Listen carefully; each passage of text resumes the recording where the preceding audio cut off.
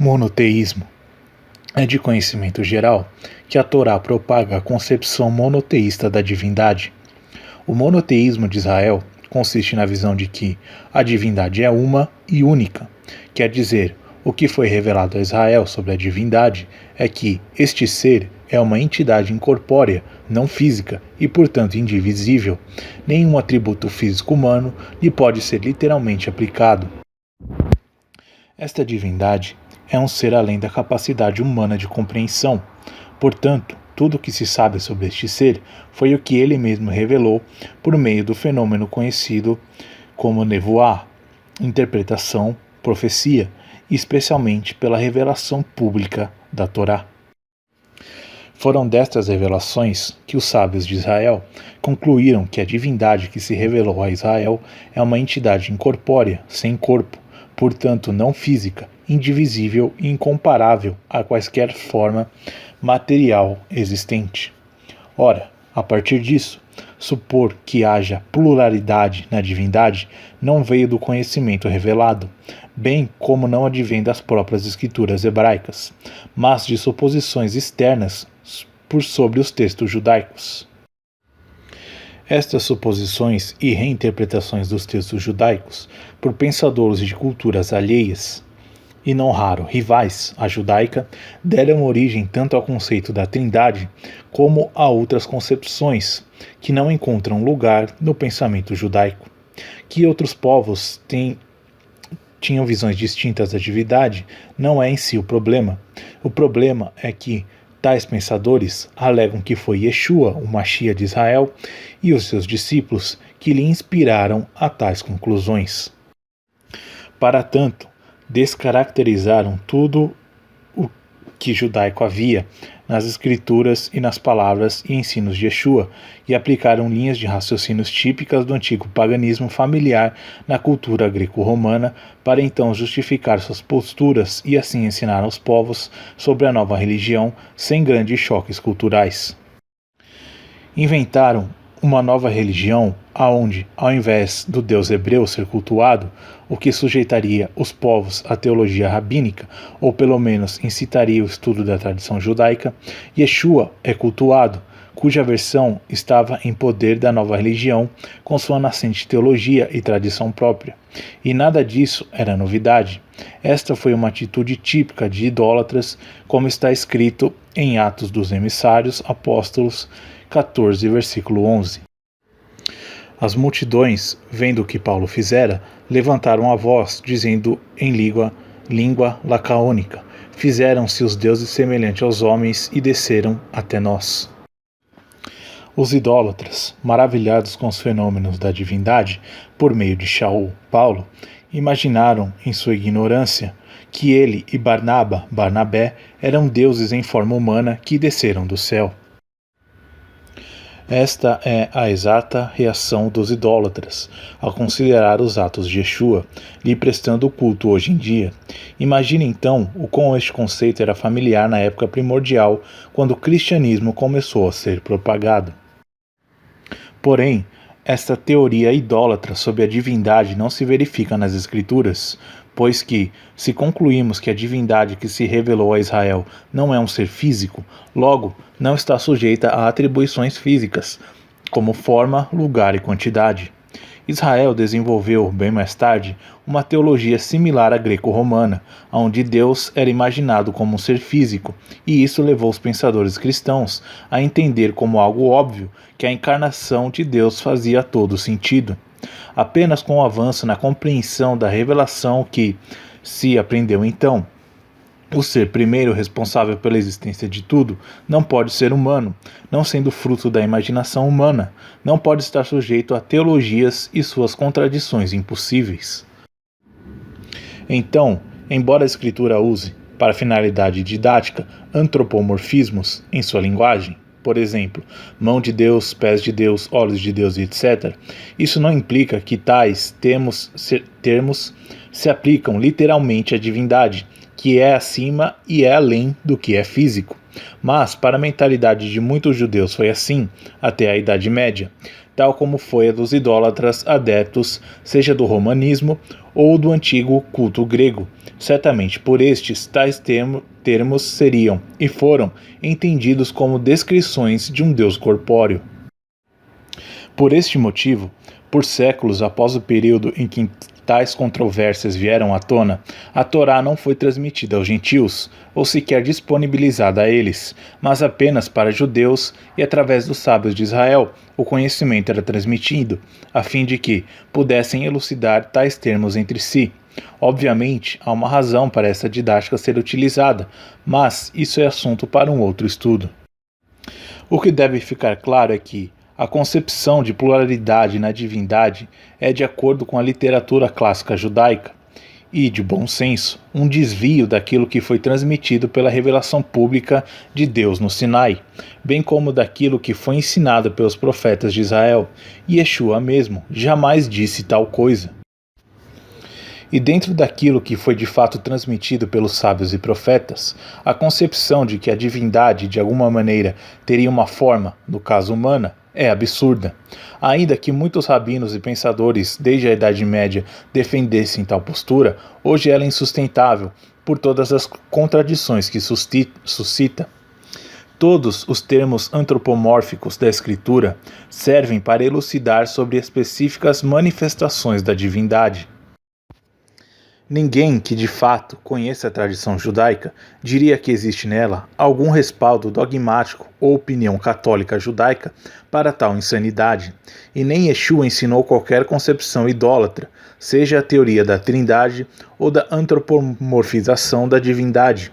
Muito em contrário a isso, essas opiniões não encontram lugar nos textos propriamente dito nas Escrituras, nem na Bessorá, as Boas Novas, e ou nas cartas dos apóstolos.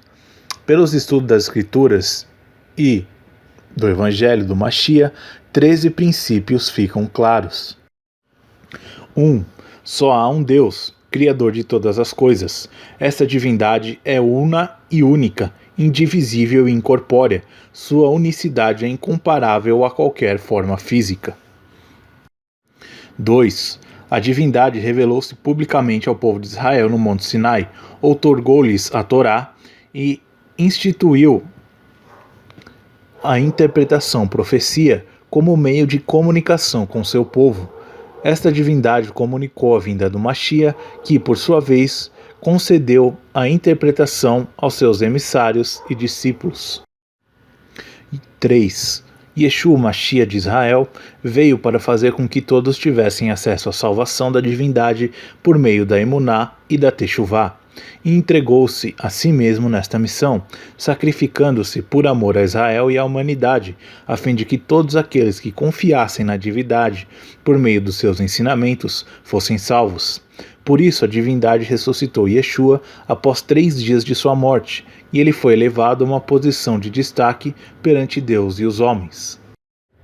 Por sua missão de aproximar a humanidade do Deus de Israel, ele recebeu o título de Shavé Leolim, similar a Elohim, porque ele é o Mashiach, ungido, emissário de Deus, por meio do qual o poder de Deus se manifestou, tal como era Moshe, também titulado Elohim, que significa força, poder e autoridade de Deus.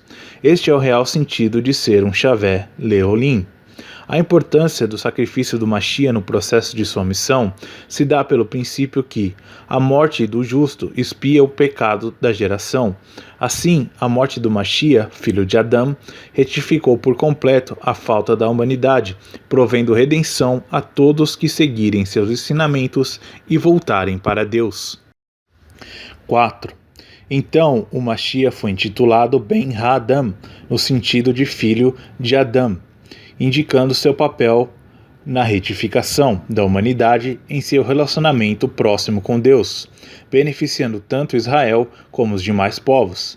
Daniel 7, versículos 13 e 14. 5.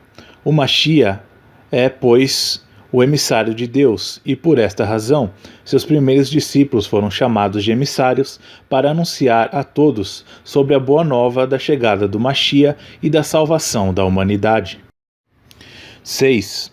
Por sua missão de redenção e de expiação dos pecados, Yeshua foi intitulado Kohen Gadol, sumo sacerdote entre os homens, e a divindade por meio da emuná, fidelidade e confiança em Deus, alcançamos a real techuvá, retorno, arrependimento, através dos ensinos do Mashia. Por meio disso, alcançamos a graça de Deus, e então somos perdoados e redimidos. 7. Por sua missão, ele foi intitulado Cordeiro de Elohim. Isso de respeito ao seu papel de tzadik, justo, de sua geração, submetendo-se a sofrer em favor dos infratores, tanto de Israel como dos demais povos. 8. O seu sofrimento, sendo ele um tzadik shalem, justo completo, serviu de expiação completa para nossas transgressões. Se nós seguimos o caminho da verdade, da divindade ensinado pelo Messias, de modo que possamos merecer esta retificação, a expiação é concedida a todos os que se ligam a ele pela emuná, fidelidade e confiança, seguindo seus ensinamentos e observando a vontade divina. A morte do justo expia o pecado de muitos. 9. Ele é escolhido pelo Criador para rei em Israel, em Jerusalém, no estabelecimento do reino e era do Mashia, ou o reino milenar do Messias. 10. Ele não apenas é sábio, mas demonstrou-nos o caminho da pura observância da Torá e da completa retificação do mundo, por meio de seus esforços, sofrimentos e exemplo. 11. É por seguir as instruções do Mashia que se obtém a vida eterna, da parte de Deus. A vida eterna é concedida pela divindade aos que vivem de acordo com a sabedoria do Mashia enviado a todos os justos em suas gerações. 12. Ele foi instituído pela divindade como mestre, instrutor, líder e autoridade derradeira. Nosso Senhor, nosso instrutor e nosso mestre, sendo um representante fidedigno da divindade para falar sobre a sabedoria. 13. Yeshua retornará no tempo determinado pela divindade para cumprir a instituição do reino de Deus na terra. A instituição deste reino é a Bessorá, a Boa Nova, o Evangelho de Yeshua para a humanidade, para que todos possam servir aos propósitos da divindade em unidade. Idolatria. O que é?